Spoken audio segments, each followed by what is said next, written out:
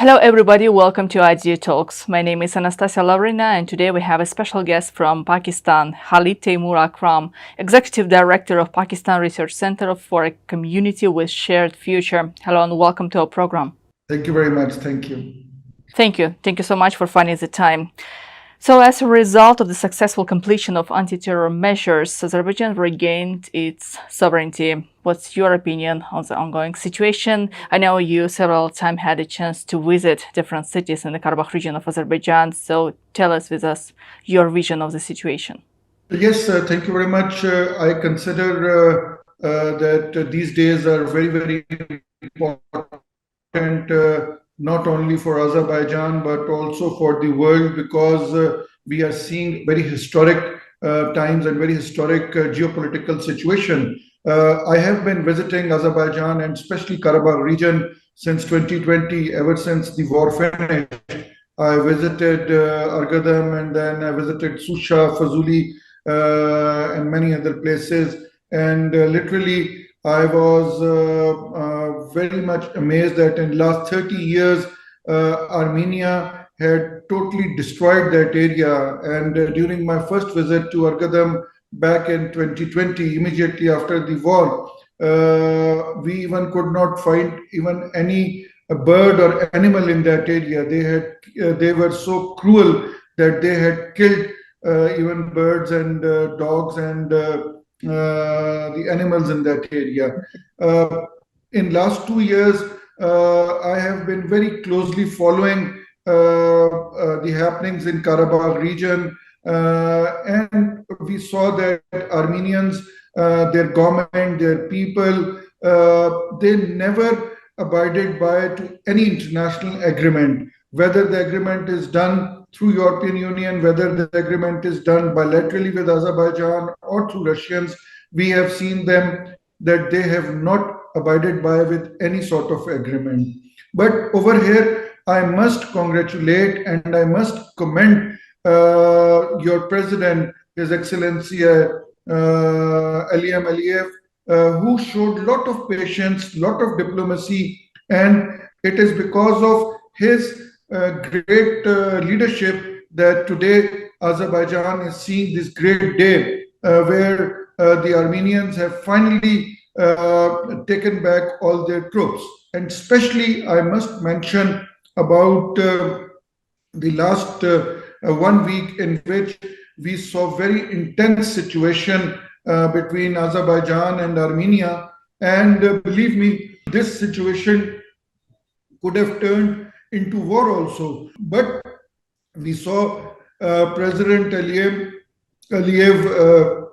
his diplomacy and his wisdom that this situation is diffused now, and now Azerbaijan and is on the victorious path, and Azerbaijan has proved to the world that Azerbaijani people and Azerbaijan government, everybody was right, and it was the Armenians which were on the wrong path. And now I hope the European Union and especially our friends in France will also understand this. Yes, you already partially answered my second question. The history was made within just 24 hours.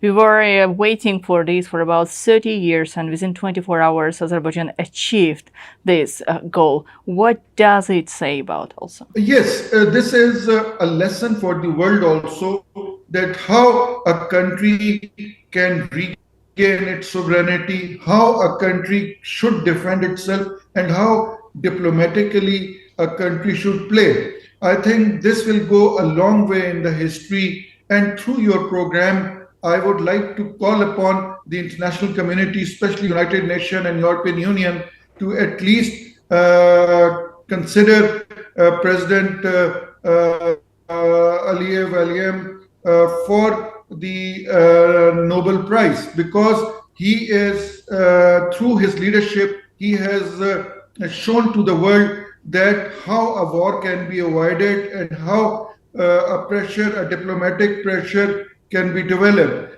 I must say that in last few days, the Armenian forces and the Armenian rebels, they try to create a situation like warlike situation, they killed few of the Azerbaijani soldiers also, probably 7 soldiers, they were martyred also. But even then, the wisdom of your president has prevailed, and today Azerbaijan has proved to the world that they were right and the victory is theirs. So again, through your program, I would like to call upon the international community, especially United Nations and the European Union, that for the next Nobel Peace Prize, we must recommend and we must stand for President Ilham Aliyev, that he should be given the Nobel Peace Prize for bringing peace in the region, for showing to the world that how a war can be avoided, and for taking back the occupied region of Karabakh.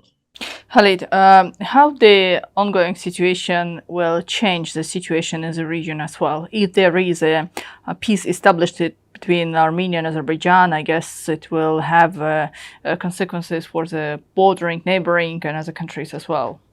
Yes, again, a very important question, because in last 3-4 months, we have seen new kind of cooperation being developed between India and Armenia, in which India had started providing very lethal weapons and missiles to Armenia. And we have seen that how a destabilizing situation was being created by Armenia. If this issue is resolved, I think it will be very, very good, and all the neighboring countries, including Pakistan and China, everybody will be happy, because Azerbaijan is a very important country strategically for all of us.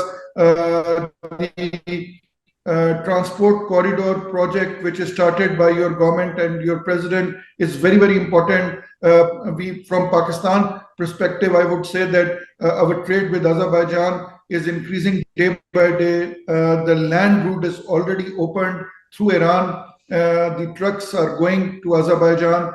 And if this issue is permanently resolved, I think the dream of connecting the Eurasian region will get complete. As you know, that for us living in Pakistan, Azerbaijan has a very historic value. If you go out in Baku, you would find Multan Sarai. Multan is a city in Pakistan, and back in 12th, 13th, 14th century, people from this part of the world used to go to Azerbaijan till Baku, and in Baku it was a big trade house where the traders from east and west used to come together, and they used to do barter trade, and they used to do trade. So I think once this issue is resolved, Azerbaijan will gain its status as the meeting point of the east and west, and this will be good for Europe also. It will be good for the Asian countries also, and especially from the Pakistan perspective, it will be very good for us also, because because now the CPAC is being completed in Pakistan, and the Central Asian countries are already connected with Pakistan through the land route, and with the Azerbaijani connection, the goods can now go from Pakistan to Central Asia and through Azerbaijan to Europe. Let me ask you one more question. You said about some countries who sent the weapons to Armenia. You mentioned India, but we know about some other countries who had some intentions in their mind to support Armenia, and somehow that provoked the start of a third Karabakh war in the region of the South Caucasus. I mean, France, for example, or some others. What do you think the situation which we see today between Armenia and Azerbaijan, and situation especially in the Karabakh region of Azerbaijan, will it affect the minds of those who had an intention to destabilize the situation in the region? Yes, we have seen in last 2 years, the few of the countries started supporting Armenia.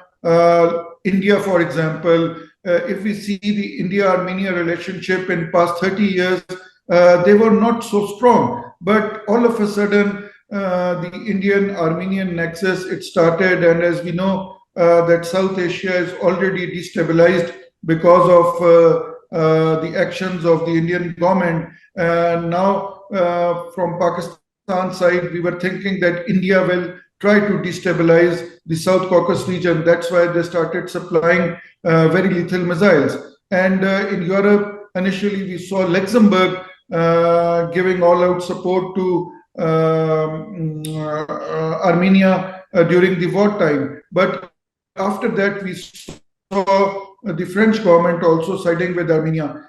Actually, I would say that the Western countries still cannot comprehend this thing that Azerbaijan can resolve this matter without any help. And because as a friend of Azerbaijan, because we in Pakistan feel very proud that Azerbaijan has won this war on their own. They did not seek any help from America. They did not seek any help from any country. So it is a great honor for a country to take back their area on their own. And I'm sure that many of the Western countries who think themselves as very developed and who thinks that without them nothing can be done in the world, they must be very, very disappointed to see this thing. So whatever actions few of the Western countries are taking, I think it is just out of frustration. And here again, I would